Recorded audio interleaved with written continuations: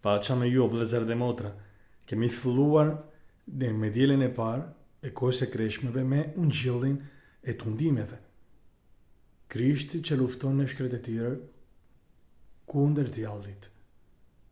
Do me thënë kisha na tregon që koha e kreshmeve, që është imazhi i jetës son, është një kohë për të luftuar. Edhe armiku jon nuk është burri, nuk është grua, nuk është komshi, nuk janë kolegët e punës.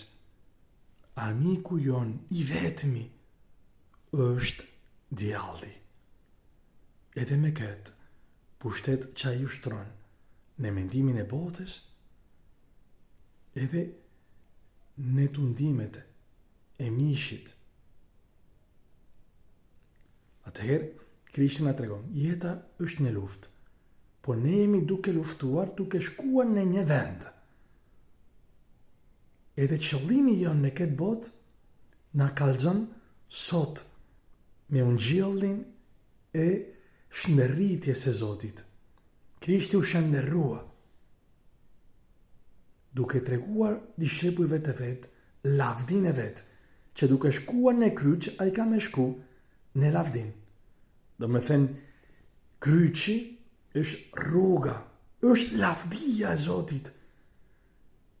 Në mënyrë që ka dy rrugë, është rruga e armiqësisë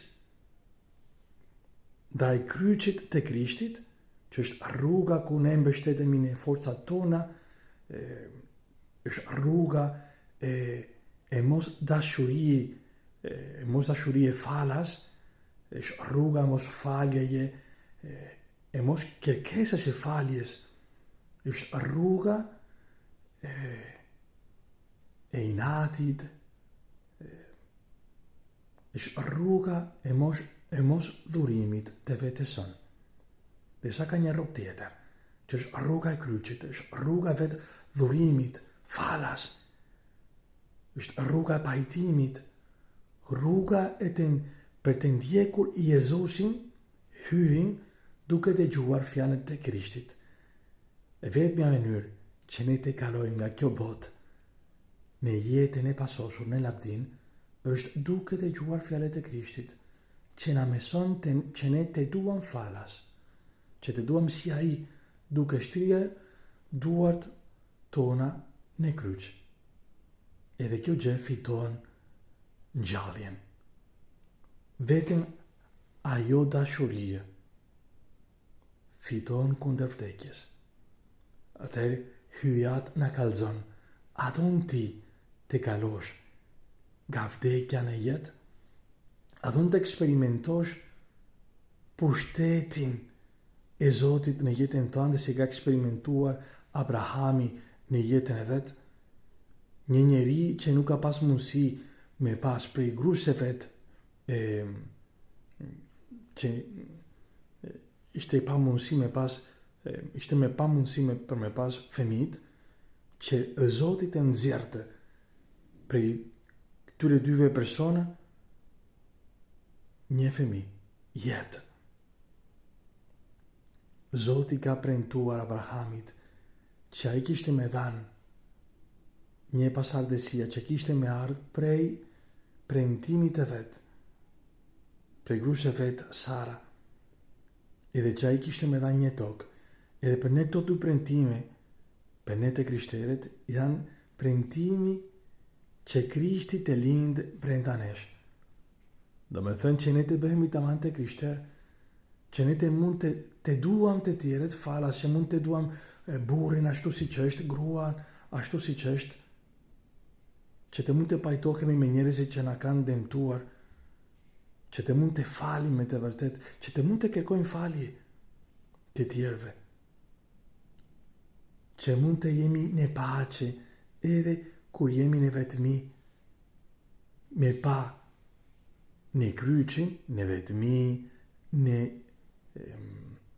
në sëmundjen, në vështirësitë që kemi, për faktin se ndoshta fëmijët na kanë braktisur, me pa në çdo fakt të jetës sonë, edhe ato që të dhimbshme, me pa dashurinë e Zotit, si Zoti i përdor këto gjana për të mirën tonë.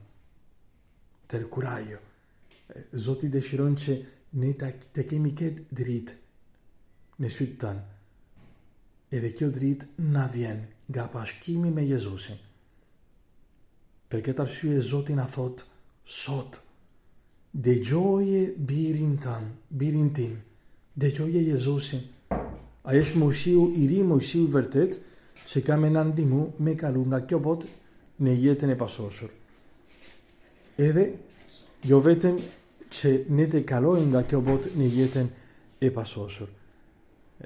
Ai na bashkon me të me dëgjimin e fjalës së tij, me Eukaristinë e shenjtë,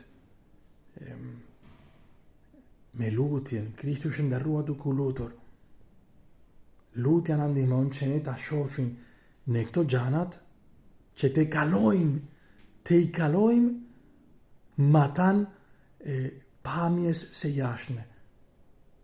Që të shohim ma thellë gjanat. Që të shohim me të vërtet që Zoti na don në çdo gjë. Tër kurajo, Zoti do të na ndihmojë në këtë kohë të kreshmeve, jemi duke drejtuar pashkeve të Krishtit, edhe jeta janë toksore ka këtë qëllim, jetën e pasosur. Kurajo, që lëvdu Krishti.